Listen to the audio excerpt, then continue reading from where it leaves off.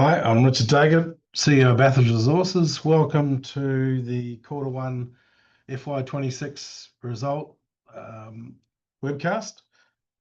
We'll move on through this. So Bathurst is an operating company. All its operations are based in New Zealand, but we've also got two projects in British Columbia and Canada.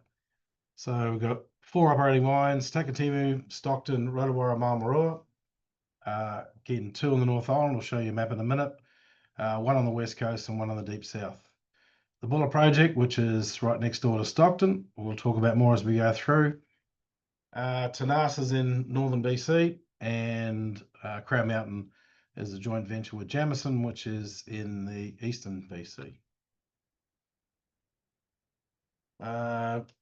Look, I suppose the key thing on this page really is that we've got a very low enterprise value. We've got cash in the bank, and we've got significant earnings generation going on, and particularly in the future.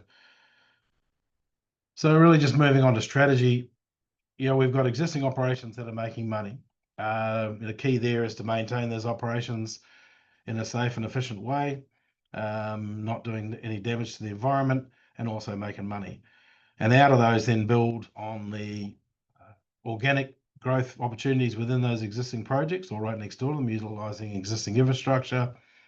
And then more importantly, looking at some new areas, and in our case, British Columbia, to then build and add to our coking coal capability in terms of export tonnage. So that was certainly the intention with the Crown Mountain project, which we got into in 2018 as a place to learn with our partners Jamison, and then on to the 100% owned Tenas project. And ultimately, we're looking to generate capital returns that we can then flow back to our long-suffering shareholders. We've built a successful business in New Zealand over the last 8 years or so, and we look forward to actually taking you through that journey a bit further with the Buller project in New Zealand and with the Tenas project. So New Zealand, we've got the two mines in the North Island, Maramarua, Rotowaro, principally supplying steel production, but we've also recently announced in the last quarter that we have got a tonnage going into the thermal power station at Hutley as well over the next 2 years. Stockton is 100% export. It's a high quality coking coal going into the international market, principally supplying customers in India, South Korea, Japan, and a little bit into China. So we've got the Buller project next door to that, which we'll talk about more as we go through. We've got offices in Wellington, regional office in Christchurch, and then we've got the Takatimu mine down south, which supplies process heat coal into the value-added New Zealand primary production. So all the mines have got relatively short lives, but they've also all got expansion opportunities. Maramarua, at the present time, we're going through a further consent for what we call the M2 block, which will give us another couple, 3 years of production. Stockton's got about 3 years left where we are now. And again, we've got a growth project that'll take that further forward as part of the overall Buller project, 15 plus years. And then Takatimu, as we previously announced, we're working our way through the last reserves within the existing holding. We've probably got a little bit more coal now than what we thought we had. We'll have production going further forward into FY27 than what we originally anticipated. So a reasonable quarter, pretty much in line with what we did last year. Probably the major thing was we didn't have the impact on our export business with the Taiwhai tunnel being out for nearly 6 months, which obviously heavily affected the quarter one FY25. But we have also seen quite a weakening in the export coal pricing. So increased tonnage for this quarter out of the export, but also a lower cost or lower price received per tonne. Cash, though, has grown, and profits are slightly higher again because we haven't got the impact of the Taiwhai tunnel. So just looking at each of the segments individually, as I've said, we've got a little bit more overburden coming out of Stockton, which has impacted some of the costs, lowered a little bit the EBITDA. We haven't got the impact of the tunnel, so we've increased the sales back up to where they were the year before, but we have got a lower sale price, so our revenue's been affected. Rotowaro, we are still in the major cutback for the Waipuna West extension pit. That's going to drop off early next year, and then we'll be into a sort of a more steady state overburden in line with then the remainder of the coal coming out into sales, into steel production, and also into the power station. All right. Maramarua, again, we're in cutback for M1. That's moving along quite nicely. We've had an increase though in the amount of overburden, which obviously has affected some of the costs as well. And we are looking forward to getting this M2 block. That'll then consolidate the remaining reserve and let us move on for the next few years. Takatimu, overburden removal is lower because we're on a lower sales base now. We are in the sort of the semi-rehab phase with Takatimu. We're doing sort of rehab at the same time that we're mining the last of the coal out of there and into sales. And as I said, we are looking at an increase in the overall reserve. We've had positive reconciliations against the geologic model in the remaining area, and we are looking to actually have some sales going into FY27 as long as concluding the rehab during that period of time. So in terms of our sort of overall stats, if you like, in terms of the New Zealand economy, we've got about 700 employees. We've probably got another couple of hundred full-time contractors on top of that, with some mining going on with contractors at Rotowara and at Stockton. Wages are similar levels as what they were back in 25, I suppose, around just under 90 million. The taxes, royalties, and government fees are a little bit lower this year because of obviously a lower profit year last year, affected by things like the tunnel. We're expecting those as the coal price increases again. Those returns back to the government will also increase. And then the amount we're paying to suppliers is reasonably consistent as well as it has been over the last couple of years. Our commitment to safety is unerring. We are seeing a nice consistent drop off in our negative performance indicators. This is on the back of a lot of hard work by our employees, by our supervisors, and by our management. We've instituted things like the learning management system, where we get a lot better handle on our training requirements and also training compliance, as well as risk management skills across the whole company. So we're anticipating that we're going to be somewhere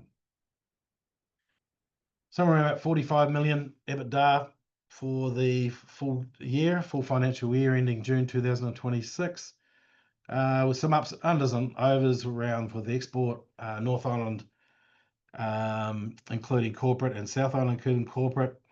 We've had an increase, obviously, in costs at Telqua or Tanas as we move forward into the environmental application phase, and we are looking forward to sort of moving that project forward as we speak. So we've got a good, consistent export business that obviously is highly impacted by the export coking coal price. But our underpinning and sort of supporting for the whole business is the domestic business. Obviously, we're seeing a little bit lower returns there over the last 4 or 5 years, but we will see a return to particularly the North Island business to consistent EBITDA numbers that we had, when we first took over the business, as we get some of these major cutbacks completed and we move into the final stages of their development. Coking coal price has been reasonably flat, like it's been probably low compared to what it has been over the last few years. We got as low as around the 170s. But we are seeing a little bit of improvement, and pretty much what we're seeing that was in the forward curve is what was anticipated about 6 months ago. So a slow increase back up to around $200 US a ton. And as you know from our past presentations, our export business gets about 80% of that benchmark across the full gambit of product range. So look, this is probably the exciting part of the news coming out of particularly our New Zealand business, but also Tanas. So what we've just released the PFS for the Buller project. We are looking at if you look at the picture on the right hand side, obviously the Stockton mine with the infrastructure. We're looking to construct a haul road to join those together. Mount Fred South is an area that's jointly owned between the joint venture BT Mining and Bathurst, and then the 100% owned escarpment extension on the Denison Plateau. The intention is that as we stage this, we'll start some development in the Buller project and the Denison, and also then start the road construction from both ends, from Cypress South heading south, and from the Denison Plateau heading north. and then as soon as possible get access up into Mount Fred South and commence some of the early works for there. So we're a little bit further in front on the Denison side of it, and this will allow also for the remaining coal within Stockton to be blended and bring it to the market. So, just some of the sort of stats around that overall project. So this is not just the Bathurst part. This is the Bathurst BT with the three major components: Mount Fred South, Escarpment Extended, and Stockton. So we're looking at a total spend of around 105 million. Cash costs are going to be reasonably high because of the high strip ratio, particularly on the Denison Plateau.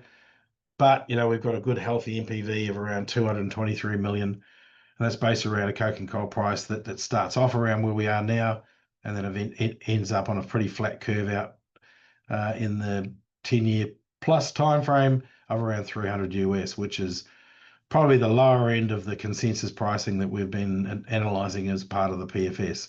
So the next stage here is obviously to complete the application for fast track. That's taken a little bit more time than what we anticipated because we really, really want to get this into a form where it can be as easily as possible consented by a panel. So, we're getting a lot of learnings out of some of the other projects that are going through fast track, and we're putting those learnings into our own project as we speak.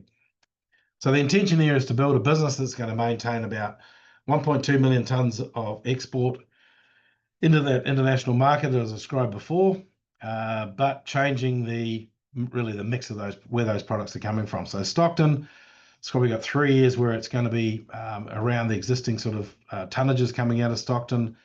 Some of that tonnage it will then be dropping off and being replaced by the Denison part of the Buller project, and then underpinning by the Mount Fred South as we move further into the development cycle. But again, maintaining around that 1.2 million tonnes out past 2041. So anticipating putting in an application early in 2026, Q3 of this financial year, and then being out of that process by the end of 2026. As I said, we've just released the PFS results in an announcement on Friday, and we're now working on the DFS, or we continue to work on the DFS. Our goal here is to get really some pre-work done once we actually get a good nod on the access into the Denison Plateau in particular, and as we move further forward into the end of the fast track process. So with Tenas, again, we've just released the update to the DFS. Now, the last time the DFS was updated was pre-COVID, 2019. So obviously we've had a significant movement in costs during that period of time, both OPEX and CAPEX, but we've also had a significant uplift in the longer term coking coal pricing. So, taking the learnings we've had over the last couple of years and then putting those into that upgrade has led to some quite significant updates to the project. So anyone that's not familiar with it, this project is really directly north of Vancouver. It's about 300 kilometres from Prince Rupert, so it makes it really the closest coal to a coal port in the whole of British Columbia. And we've been into it since 2022. So look, some of the sort of key aspects of it, startup capital of around 140 million US, operating costs in the lower range at around $81 US. We're looked at an increased price received. It'll be up around 175 US over the life of the project. And, we've got a positive NPV of 270 million US. So, like all good projects in mining, the key thing here is getting these environmental assessments and the mining permit, and that allows us then to get going. So all of the IR submissions have been completed now. We're working again to finalise the environmental assessments and looking to get those submitted very soon. That will then allow the effects assessment process to be completed by the EAO. We're working very closely with First Nations groups in British Columbia, particularly the principal landowners of the area that we're going to be mining in. And we look forward to taking that project forward. The next key milestone will be the submission for a mining permit, and that permit approval sometime during calendar year 27.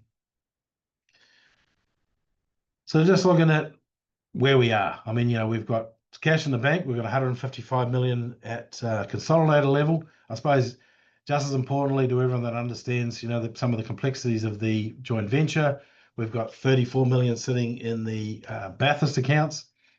So we're well and truly funded for the development work at this stage in the Buller project and also in the Tenas project. We've got no debt on the balance sheet apart from some small lease finance associated with Takatimu. As we've shown, we've got good earnings capacity, 35 to 45 million over this next financial year. And, we've got a good asset backing. But our share price is sitting even a lower level today. This was at the end of September. This was at 76 cents. I think it was 65 cents this morning.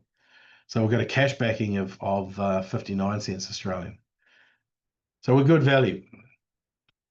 So just to wrap up, profitable operations both within the joint venture and 100% owned Takatimu. We've got that cash in the bank. We've got a fast track process that is available to us, and that is application is fastly getting completed, and we'll be out of that by the end of next year. The PFS has been completed for the Buller project. DFS is now and moving on quickly as well. We have got the New Zealand fast track we can utilise, but also the New Zealand government has recognised metallurgical coal in the New Zealand critical minerals list. This counts a lot, particularly when we get into processes with some of the regulators. It makes it a lot easier for them to be looking at this project favourably if it is backed by the government in that way. And in terms of Tenas, we've got a positive DFS and confirmation of reserves that were completed at the end of October. And again, we look forward to getting the environmental certificate process finalised for the Tenas project. So thanks very much. That was a very quick, update to our Bathurst business, but we look forward to really updating you as we move forward, particularly with the application for the fast track. So thanks very much.